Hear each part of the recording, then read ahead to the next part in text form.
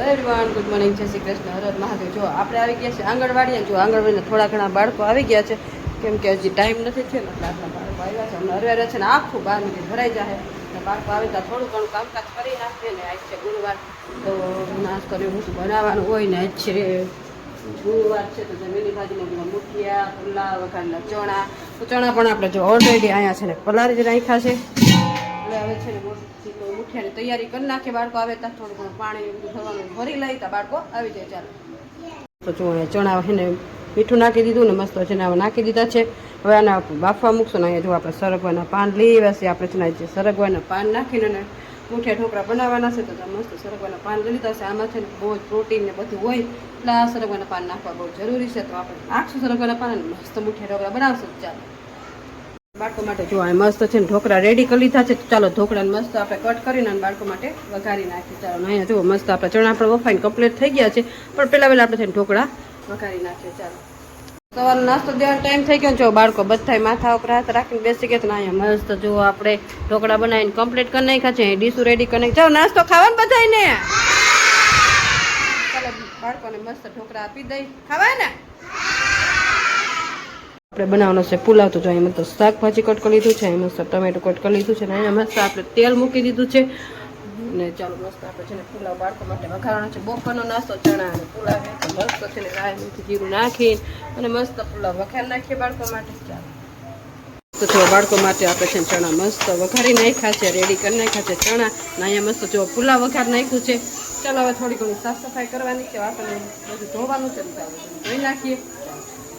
બાળકો માટે મસ્ત પુલાવ ચણા રેડી કરી લીધા છે ને જો બાળકો બધાય માથા ઉપર હાથ રાખીને બેસી ગયા। ચલો નાસ્તો ખાવાનો બધાયને। ચાલો બપોરનો નાસ્તો બાળકોને આપી દીધો છે ને જો બાળકો બધા એની મસ્તીમાં ખાવા માંડ્યા છે। ચાલો ફિનિશ કરો, ઘરે જવું છે ને બધાને। હા તો ફિનિશ કરો। ચાલો ચાલો નોકરીથી આવી ગયા, ફ્રેશ થઈ ગયા છે અને કાલનો થાકોડો હજી ઉતરો નથી, અત્યાર સુધી તો આરામ કર્યો અને જો વાગી ગયા 5:30 અને અત્યારે લાગી છે ભૂખ। તો કીધું થોડોક નાસ્તો કરી લે, તો મિત્રો પપ્પા કે રોટલી પડી તો મને આજ રોટલી ખાવાનું મન થયું। ચાલો મસ્ત છાશ નાખીને અને ખાટી રોટલી વઘારી નાખી અને ખાઈ લે, નાસ્તો કરી લે બરોબર।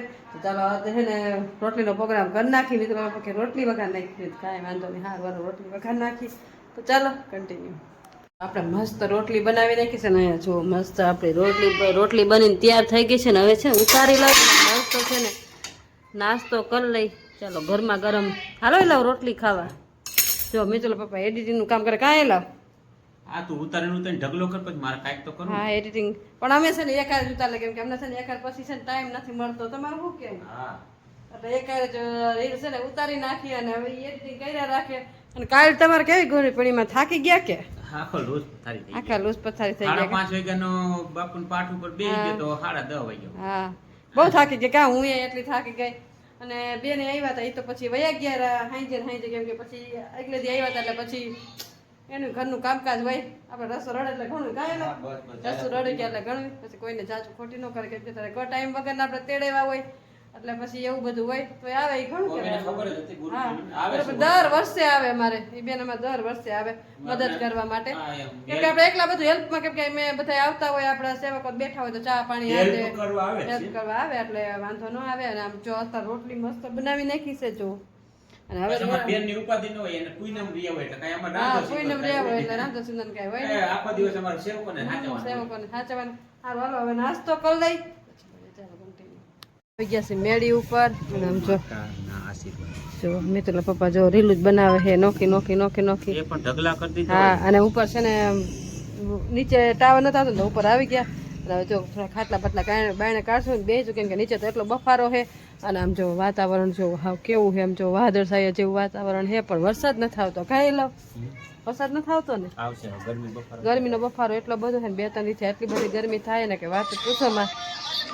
અને તો ઉપર આવી ગયા છે, હવે જો ખાટલા બાટલા બાયણે કાઢીને થોડોક આરામ કરશું પછી જઈશું નીચે, કેમ કે વાતાવરણ જોવું આમ ચારેકોર આવું જ વાતાવરણ છે। આજ તો હવાનું આવું કાંઈ લો નથી, પવન આવતો કે નથી વરસાદ આવતો, હાવ વાતાવરણમાં છે ને આવ અલગ જ લાગે। કાંઈ તો કાંઈ તો સારું વાતાવરણ હતું પણ આજ તો છે ને હાવ અલગ જ લાગે છે।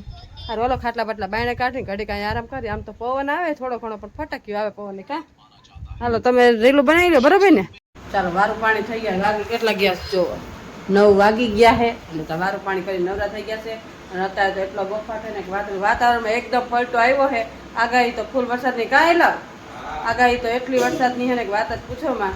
ગરમી એટલી જ થાય છે, જો પંખો ચાલુ છે પણ એટલી ગરમી થાય ને કે રહેવાતું નથી. હવે જો ઉપર હું વયું જવું છે ઉપર, જો કે પવન તો નથી, વાદળા છે કાંઈ લા વાદળ છાયા જેવું વાતાવરણ છે. તમને શું કે વરસાદ આવશે રાતે? શનિવારે એવું છે? અરે ગરમીને તો રહેવાય નહીં ભગવાન, એટલી ગરમી થાય ને કે વાત જ પૂછોમાં. આ પંખા નવાય ગરમ ગરમ કાંઈ લા વાતાવરણ એવું છે. સારું તો જો બ્લોગનો એને આયા જ કરશું, કેમ કે ગરમીનો વફાર રહેવાય છે નહીં, ચટચટ ઉપર વહી જાય કે થોડો ઘણો તો પવન આવે. આ પંખાને તો હવે ગરમ આવતા. હાલો તો હવે બ્લોગનો એને આયા જ કરશું. તો તમને આજે મારો બ્લોગ કેવો લાગ્યો લાઈક શેર અને સબસ્ક્રાઈબ કરજો. મળશું નેક્સ્ટ બ્લોગમાં. ત્યાં સુધી મહાદેવ.